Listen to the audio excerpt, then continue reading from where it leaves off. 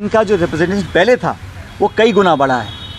ये अपने आप में मैं समझता हूँ बहुत महत्वपूर्ण है और इसका हम सबको स्वागत करना चाहिए। आगे से लेकर हमेशा ही राजस्थान पे सवाल उठते रहे, क्या आपको लगता है कि एक full time home minister Rajasthan में अब होना चाहिए? देखिए, डिपार्टमेंट अपना काम कर रहा है और अगर कहीं किसी डिपार्टमेंट में अगर कुछ कमियां भी हैं उसको हम सुधारने का काम करेंगे, लेकिन टोटल गवर्नेंस एक कलेक्टिव लीडरशिप की होती है। एक डिपार्टमेंट, एक विभाग, एक पोर्टफोलियो की नहीं है, पूरा कैबिनेट, पूरी सरकार का एक कलेक्टिव लीडरशिप होती है और पब्लिक सरकार को आंकती है, विभाग को नहीं आंकती है। इसलिए जहाँ भी इम्प्रूवमेंट करने की गुंजाइश होगी हमारी सरकार उसको इम्प्रूव करेगी। क्या ये क्राइम को लेकर के लगातार राष्ट्र में सवाल उठते हैं, इसीलिए बार बार ये सवाल भी उठता रहा है कि सीएम के पास गृह विभाग भी है, तो सेपरेट गृह विभाग होना चाहिए, जिसकी वजह से देखिए, डिपार्टमेंट्स के बारे में मैं इतना कहना चाहता हूँ कि अखिल भारतीय कांग्रेस कमेटी, मिस्टर माकन, अजय माकन जी और मुख्यमंत्री जी इस पर चर्चा करेंगे और डिपार्टमेंट किसको क्या देना है वो भी एक प्रक्रिया मेरे ख्याल लगभग पूरी हो चुकी है। महिलाओं के प्रति जो शोषण हो रहे हैं उसके खिलाफ तो कोई कार्रवाई अभी तक नहीं हो रही है, लगातार दिन पे दिन बढ़ते जा रहे हैं। जहाँ जहाँ ऐसी घटनाएं होती हैं उसका हम लोग, देखिए घटनाएं समाज में कहीं भी घट सकती हैं, लेकिन उस पर रिएक्शन क्या है, हमारा एक्शन क्या है, उसमें पूरी पुलिस सरकार पूरी कोशिश करती है कि न्याय मिले, ऐसी घटनाएं आगे ना हो करें।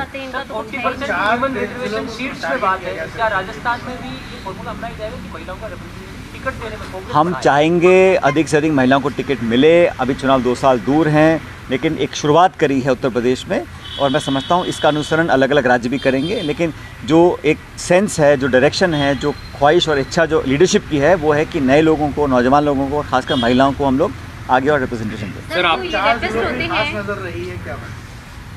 ऐसा नहीं है, नज़र तो पूरे प्रदेश पर है भाई, लेकिन अलग अलग समीकरण हैं। हमारे कितने विधायक किस संभाग से आते हैं, किस समाज से आते हैं, वो सारी बातों को देखकर निर्णय लिया जाए। समाज को लेकर मुस्लिम में सिर्फ आपने जो है महिला को रखा गया, तो मैंने कहा ना, महिलाएं पहले से 3 गुना कर दी हैं, माइनॉरिटी दुगने कर दी हैं।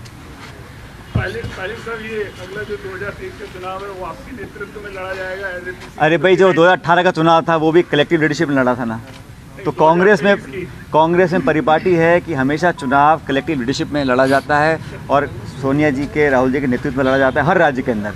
और राजस्थान में भी पहले भी चुनाव हमने कलेक्टिव लड़े थे, आगे वाले भी कलेक्टिव लड़े। लेकिन जो कांग्रेस में प्रदेश में आपका क्रेज रहा, जिस क्रेज के प्रति लोगों की आस्था रहेगी और जितनी पूरी राजस्थान देखें या तो भाई, जितना काम मैंने 2013 में किया था उससे ज़्यादा काम मैं 18 में किया, 23 में ज़्यादा और काम करूँगा, 28 में ज़्यादा और काम करूँगा, तो हम लोग तो और काम करेंगे प्रदेश में। पायलट साहब, जो ये बदलाव हम देख रहे हैं, क्या ये पॉलिटिकल अपॉइंटमेंट में, संगठन में भी आगे बदलाव में यही देखा जाएगा इसी तरीके से? देखिए, मैंने कहा ना आपको कि मुद्दा ये है कि जो कांग्रेस की बड़ी पार्टी है, हर गांव देहात ढाणी में हमारा वर्कर है, वो छोटे बड़े सब वर्कर्स को, नेताओं को लगना चाहिए कि हमारी सरकार में हमारी पूछ है और ये एक सही कदम है, सही दिशा में है। और मुझे खुशी है कि कांग्रेस पार्टी ने, सोनिया गांधी जी ने, प्रियंका जी ने, राहुल जी ने इंटरेस्ट लेकर, राजस्थान एक महत्वपूर्ण स्टेट है, इसमें पूरा अपना ध्यान फोकस किया, सब लोगों को साथ जोड़ा, सबकी राय ली।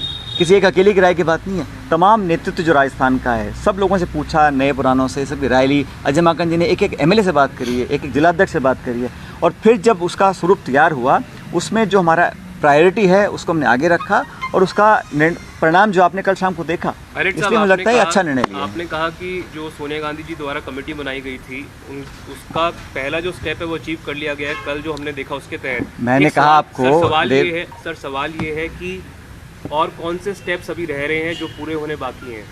आप जानते हैं अभी अपॉइंटमेंट्स होंगे ना, बोर्ड्स के, कॉर्पोरेशंस के, पार्लियामेंट्री सेक्रेटरीज़ के, सीएम को एडवाइज़र भी लगाए जाएंगे उनके यहाँ, और भी संगठन में चेंजेस होंगे।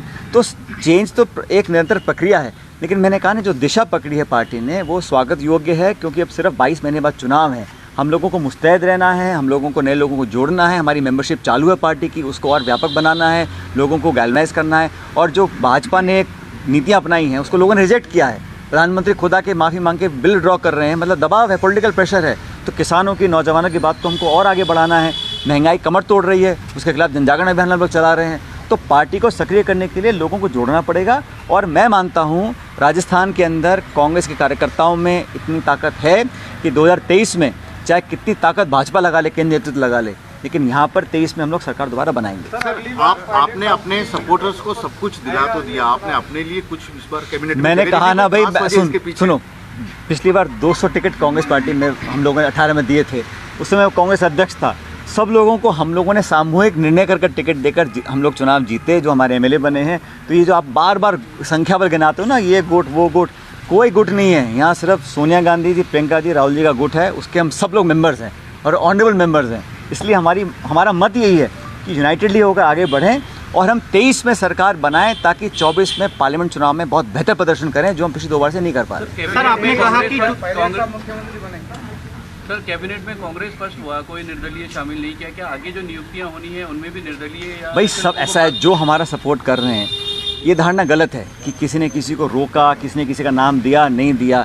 ये परिस्थिति होती है, संतुलन और बैलेंस होता है। जो हमारे विधायकगण हमारी सरकार को समर्थन कर रहे हैं उन सब का समर्थन हमको मिल रहा है, उनका हम आभार व्यक्त करते हैं और उन लोगों को भी इम्पोर्टेंस देकर कहीं ना कहीं हम लोग आगे लेकर जाएंगे। ऐसा नहीं हो सकता कि भाई जो हमको सपोर्ट कर रहे हैं उनको हम इग्नोर करें, उनको भी हम इन्वॉल्व करेंगे और करना भी चाहिए हर व्यक्ति को। बल्कि ऐसे दल भी हैं हमारे साथ हैं जो इंडिपेंडेंट नहीं है लेकिन कांग्रेस का समर्थन कर रहे हैं, हमारे सरकार का एक पार्ट है, उनको भी हम लोग आगे लेकर जाएंगे। तो इसमें सबको साथ जोड़ने की मुहिम है। कृपया करके कल के घटनाक्रम को देखिएगा, कैसे with in Congress and with in outside Congress उन सब पावर्स को हम जोड़कर इकट्ठा कर ताकतवर बना रहे हैं। ये उस दिशा की तरफ एक कदम है। सर, आपने कहा 2023 में दोबारा सरकार बनना चाहिए, तो आपको क्या लगता है 2003 और 2013 में क्या शॉर्टकमिंग्स थे जिससे नहीं बन पाए और इसको वो लंबा चर्चा का विषय है, उसके बाद में बात करेंगे उस बारे में।